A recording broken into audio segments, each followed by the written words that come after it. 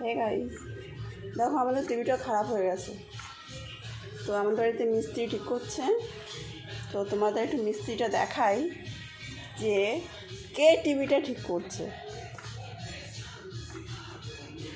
এই যে মিস্ত্রি, তোমাদের দাদা ভাই।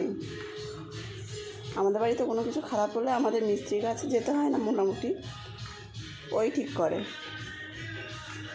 তাকাও তাকাও তাকাও, ছবি আসছে না। ঠিক হবে তো মিস্ত্রি?